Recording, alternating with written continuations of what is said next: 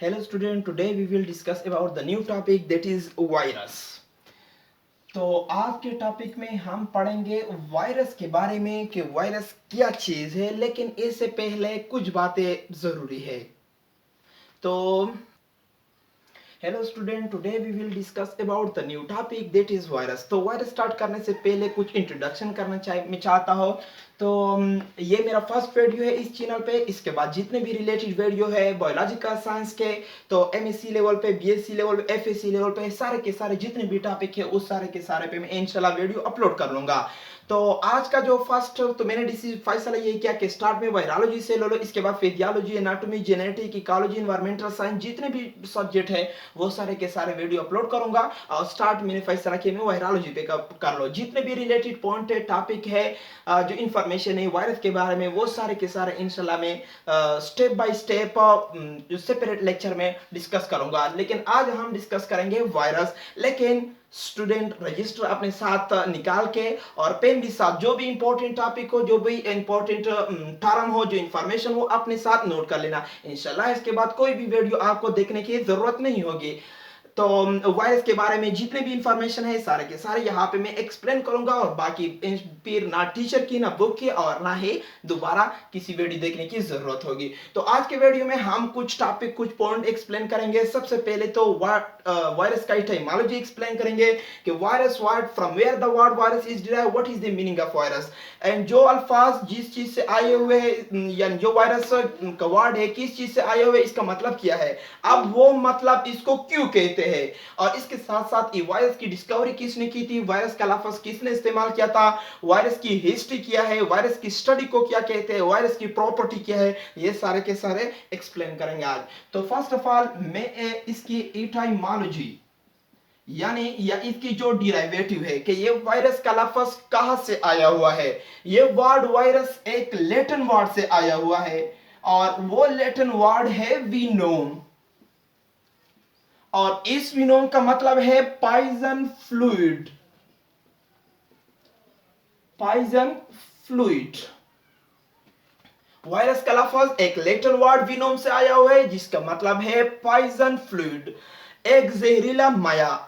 इसको ये poison fluid क्यों कहते हैं? तो सबसे पहले जब वायरस डिस्कवर नहीं हुआ था तो उसी टाइम लोगों का कंसेप्ट यही था, व्यू यही था कि ये एक पॉइजन फ्लूइड है जो नाइट टाइम एयर के जरिए एक लिविंग बॉडी में इंटर होता है, और इंटर करने के बाद वहां एक डिजीज की सबब बनती है, मतलब डिजीज काज कर लेते हैं, इसलिए इसको पॉइजन फ्लूइड कहते हैं। So this was the etymology of virus के वायरस का लफ्ज कहां से आया हुआ है और इसका मतलब क्या है, पॉइजन फ्लूइड। इसको पॉइजन फ्लूइड क्यों कहते हैं? Because early view was there, the people think about the virus that this was a poison fluid। Discovery से पहले, जब इसका डिस्कवरी नहीं होता तो डिस्कवरी से पहले लोगों का यही सोच था कि this is a poison fluid that carried by wind into the living body, and in living body it caused a disease, abnormalities। तो ये तो पहले मीनिंग एक वायरस की थी। अब हम वायरस की डिफिनेशन की तरफ कि इस वायरस को हम कैसे डिफाइन करेंगे। How we will define the virus in different way, you can define it. मुख्तलिफ तरीके से आप इसकी तारीफ कर सकते हैं। इसकी जो प्रॉपर्टी है, प्रॉपर्टी की बुनियाद पे आप मुख्तलिफ तरीके से तारीफ कर सकते हैं, लेकिन यहां मैं एक सिंपल तरीके से इसकी डिफिनेशन कर लेता हूं कि वायरस क्या है। It is a nucleoprotein particle और substance. It is a nucleoprotein particle or substance that cause disease in living body।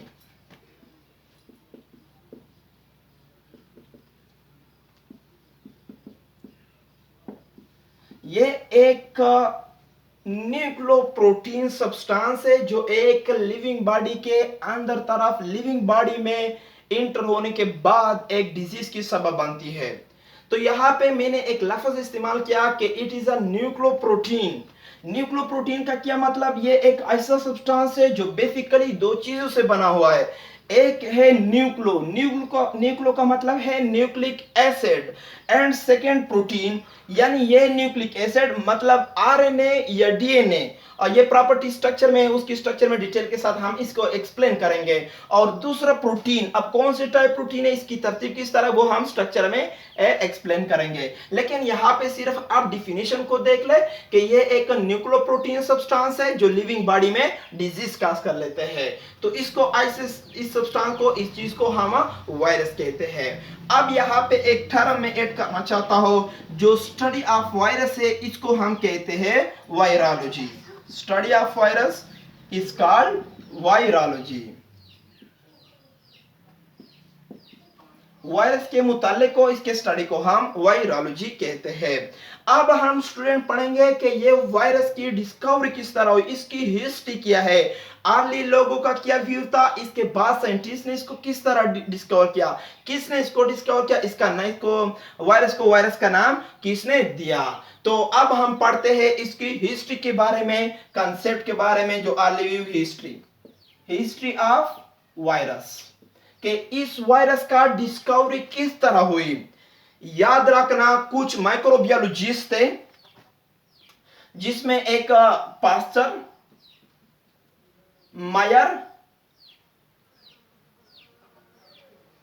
और इसके साथ साथ रॉबर्ट कोको वगैरह कुछ और साइंटिस्ट भी थे। वो अपने लैब में मुख्तलिफ डिजीज को स्टडी कर रहे थे। मुख्तलिफ प्लांट के सेल उसने लिए हुए थे ऑर्गेनिज्म के, उसको स्टडी कर रहे थे और उसमें बैक्टीरिया को मालूम करते थे कि ये जो इन्फेक्टेड या बीमार जो पार्ट है जिसमें डिजीज की सिम्टम है, वो ये स्टडी करते हैं कि ये सिम्टम जो अपीयर हुए ये कौन से बैक्टीरिया की वजह से, मतलब उसमें बैक्टीरिया को फाइंड आउट करते थे कि इसमें कौन सी बैक्टीरिया है जिसने ये डिजीज काज की है। तो इस स्टडी के दौरान उनको कुछ ऐसे डिजीज सामने आए।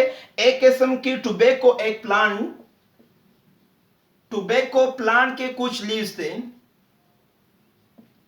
टोबैको प्लांट के कुछ लीव्स उनको मिले और उस लीव्स में कुछ डिजीज के इलामात थे, उस लीव्स के अंदर कुछ डिजीज के इलामात थे।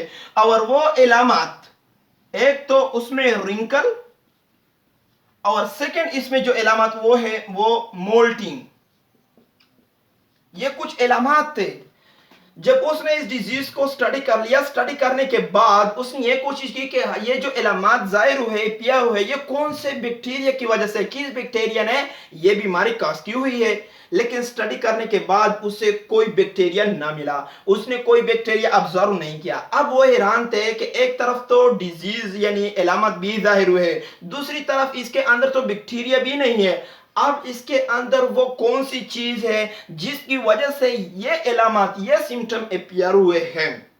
तो ये आप वो इन्वेस्टिगेशन में लगे, तो तहकीकात और भी उन्होंने इन्वेस्टिगेशन स्टार्ट की कि इसके अंदर वो कौन सी चीज है। बाद में एक रशियन बियोलॉजिस्ट,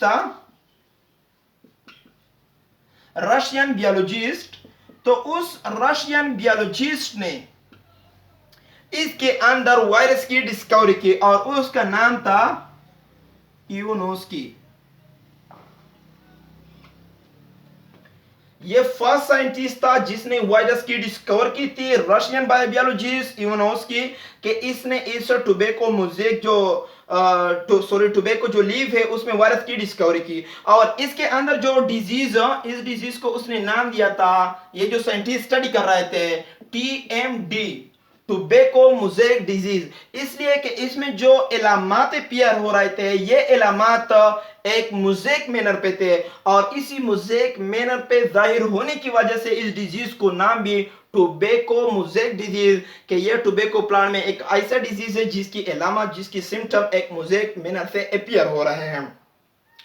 तो लिहाजा रशियन साइंटिस्ट ने जब इसके लीफ को स्टडी करने के बाद उसने इसमें वायरस की डिस्कवरी की। लेकिन याद रखना, उसने जब वायरस की डिस्कवरी की, वायरस का लफ्ज उसने नहीं इस्तेमाल किया, लेकिन वो लफ्ज फिर बाद में कुछ और साइंटिस्ट, जो पास्चर था, इस पास्चर ने वायरस को वायरस का नाम दिया। ये वायरस का लफ्ज या वायरस का नाम ये पास्चर एक और साइंटिस्ट था उसने दिया, लेकिन फर्स्ट टाइम जो आइडिया था, जो डिस्कवरी कि ये बैक्टीरिया नहीं है कोई और सब्सटेंस है, ये डिस्कवरी ये आइडिया इस रशियन साइंटिस्ट ने दिया था। और ये भी साथ अपने साथ एक इंपॉर्टेंट पॉइंट नोट कर लेना कि ये जो वायरस है, वायरस का नाम तो पास्चर ने दिया, इसका डिस्कवरी तो इस साइंटिस्ट ने किया, लेकिन प्योर फॉर्म में फर्स्ट टाइम जो आइसोलेशन किया था वो स्टेनी था। जो फर्स्ट ये वो साइंटिस्ट था जिसने फर्स्ट टाइम में वायरस को प्योर फॉर्म में आइसोलेट किया, कि वायरस का जो प्योर फॉर्म है खालिस ये टोबैको मोज़ेक जो वायरस है, ये फर्स्ट टाइम इसने प्योर फॉर्म में आइसोलेट किया था। तो डियर स्टूडेंट, ये था एक जर्नल इंट्रोडक्शन वायरस का, कि वायरस की वर्ड कहां से आई, इसका मतलब क्या है, और इसको ये जो वर्ड इस्तेमाल हुआ है पॉइजन फ्लूइड, ये क्यों इस्तेमाल किया गया। इसके बाद हमने इसकी डिफिनीशन पढ़ ली कि ये बेसिकली न्यूक्लियोप्रोटीन पार्टिकल है, दो चीजों से बना हुआ है। स्ट्रक्चर में हम डिस्कस करेंगे, जो और सब्सटेंस उसमें मौजूद है वो भी एक्सप्लेन कर लेंगे। इसके बाद हमने इसकी हिस्ट्री थोड़ा शॉर्ट अल्फाज में बयान की कि इसकी डिस्कवरी किस तरह हुई थी। कुछ साइंटिस्ट थे माइक्रोबियोलॉजिस्ट डिजीज को स्टडी कर रहे थे, लेकिन कुछ डिजीज ऐसे उसको आए कि उसमें बैक्टीरिया उसको नजर उसने ऑब्जर्व नहीं किया, तो उसने सोचा कि अब इसके अंदर जब बैक्टीरिया नहीं है, वो कौन सी चीज इसके अंदर मौजूद है जो इस सिम्टम के सबब बन गए। तो बाद में एक और साइंटिस्ट यूनोस्की एक रशियन बायोलॉजिस्ट था, उसने इसकी बाकायदा डिस्कवरी की, लेकिन वायरस का लफ्ज इस्तेमाल नहीं किया। वो बाद में पास्चर जो थे, पास्चर ने उसका लफ्ज इस्तेमाल किया। प्योर फॉर्म में इस साइंटिस्ट ने फर्स्ट टाइम आइसोलेट किया था। तो स्टूडेंट, हमने इंट्रोडक्शन ऑफ वायरस तो पढ़ लिया, अब हम पढ़ेंगे वायरस की प्रॉपर्टी के बारे में, कि बेसिकली इस वायरस की खासूसियात क्या है। याद रखना स्टूडेंट, ये जो वायरस है ये एक बाउंड्री लाइन पे मौजूद है, ये लिविंग और नॉन लिविंग के बिल्कुल बाउंड्री पे मौजूद है, मतलब लिविंग खासूसियात भी इसमें है और नॉन लिविंग खासूसियात भी है। हम यहाँ पे लिविंग भी डिस्कस करेंगे as well as non living भी डिस्कस करेंगे। तो फर्स्ट ऑफ ऑल हम यहाँ पे डिस्कस करेंगे कि इसका नॉन लिविंग जो प्रॉपर्टी है वो कौन से है।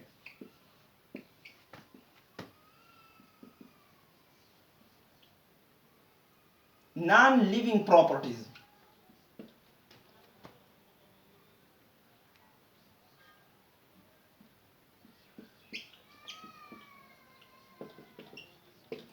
जो नॉन लिविंग प्रॉपर्टी क्या है वो हम एक्सप्लेन करेंगे। इसमें सबसे पहले वायरस एक ऐसी सब्सटेंस है जो नॉन सेलुलर है या एसेलुलर है।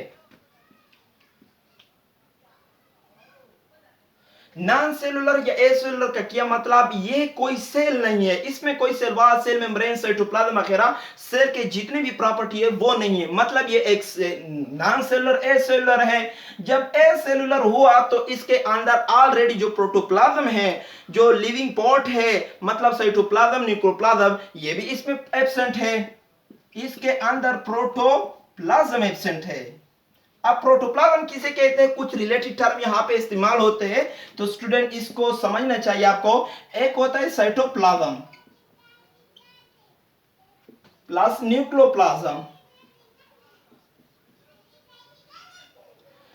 साइट जो एरिया न्यूक्लियर मेम्ब्रेन और सेल मेम्ब्रेन के दरमियान मौजूद है, या जो एरिया सेल मेम्ब्रेन ने सराउंड किया है, उसको कहते हैं हम साइटोप्लाज्म। और जो एरिया न्यूक्लियर मेम्ब्रेन ने सराउंड किया है उसको हम कहते हैं न्यूक्लियोप्लाज्म। तो साइटोप्लाज्म और न्यूक्लियोप्लाज्म के कंबाइन हम कहते हैं प्रोटोप्लाज्म। एक और वर्ड यहाँ पे इस्तेमाल होता है बायोलॉजी में, प्रोटोप्लास्ट। सेल वॉल के अलावा जितने भी पार्ट हैं, मतलब सेल वॉल के अलावा cell membrane, cytoplasm, nuclear membrane, nucleoplasm, इसको कलेक्टिवली हम कहते हैं प्रोटोप्लाज्म। तो वायरस के अंदर ये जो प्रोटोप्लाज्म है ये भी एब्सेंट है।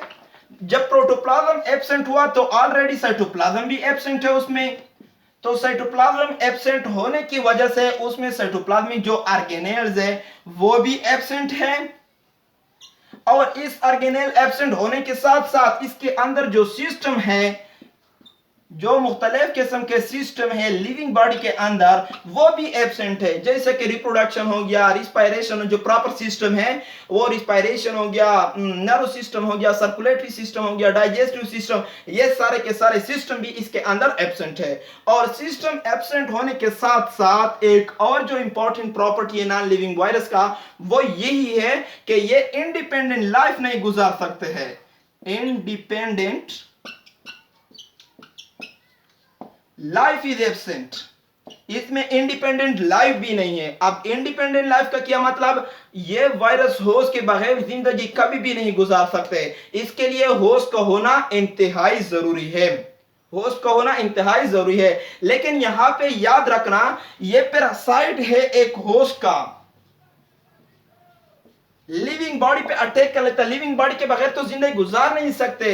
लेकिन पैरासाइट में भी ये ऑब्लिगेट पैरासाइट है, virus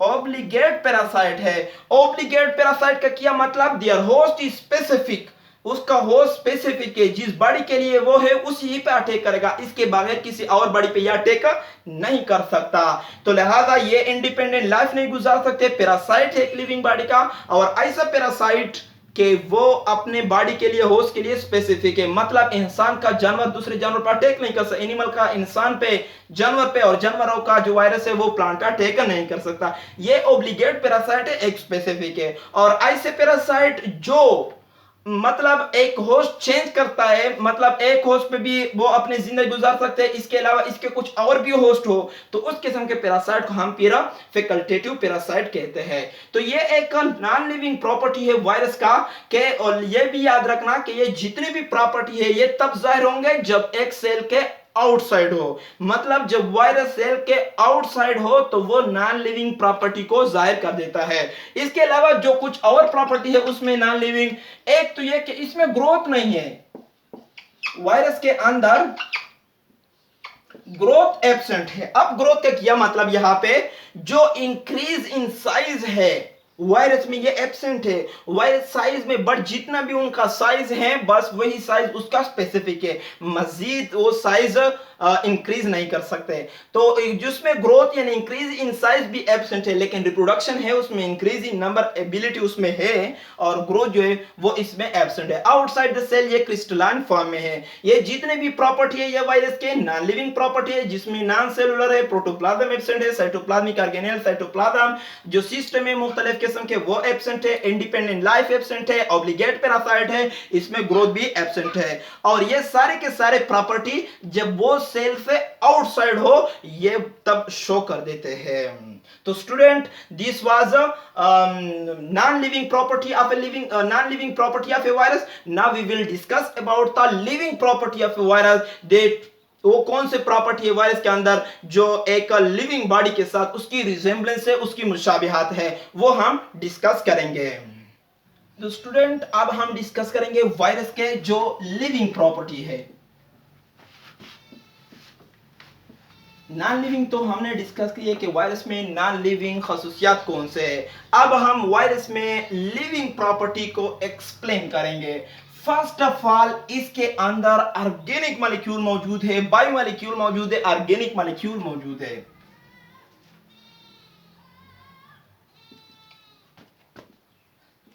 virus possess organic molecule, virus के अंदर ऑर्गेनिक मॉलिक्यूल मौजूद है, और ये ऑर्गेनिक मॉलिक्यूल तो एक लिविंग बॉडी में भी मौजूद है। तो इसी वजह से हम कह सकते हैं कि ये भी उसमें एक लिविंग प्रॉपर्टी है।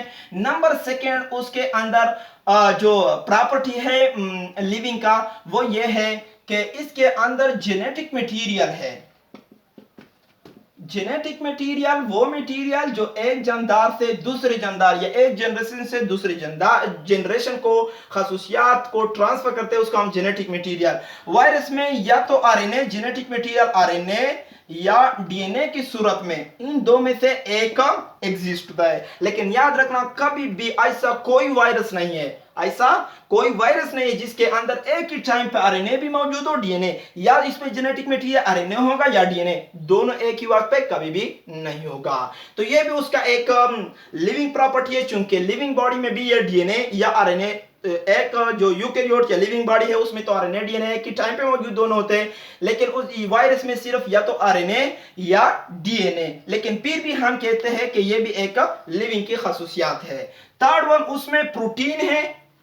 प्रोटीन भी एक लिविंग बायोमोलिक्यूल में ऊपर हमने बात कर लिया, लेकिन ना इसमें कुछ कैटालिटिक प्रोटीन भी है। कैटालिटिक प्रोटीन मतलब एंजाइम जो एक बायोलॉजिकल रिएक्शन को स्पीड अप कर लेते हैं, और उसमें एक है आइसो एंजाइम, ये इंशाल्लाह हम स्ट्रक्चर में डिटेल के साथ एक्सप्लेन करेंगे। और सेकंड है रिवर्स ट्रांसक्रिप्टेज, रिवर्स ट्रांसक्रिप्टेज। एक इसमें आइसो एंजाइम है और सेकंड इसमें रिवर्स ट्रांसक्रिप्टेज एंजाइम है जो रिवर्स ट्रांसक्रिप्शन करते हैं, मतलब आरएनए से डीएनए। ये रेट्रोवायरस में मौजूद होते हैं, वो हम इसमें एक्सप्लेन करेंगे। तो ये कुछ इसके लिविंग खसूसियात है। इसमें एक organic molecule, second genetic material, फिर जेनेटिक मटेरियल आरएनए या डीएनए की सूरत में कैटालिटिक प्रोटीन भी इसमें मौजूद है। अब हम जो नेक्स्ट लिविंग प्रॉपर्टी है उसको एक्सप्लेन करेंगे। एक वो लिविंग प्रॉपर्टी उसमें ये भी है कि ये एक पैथोजेनेसिस फिनोमेना जो है, यानी पैथोजन की तौर पर काम करता है।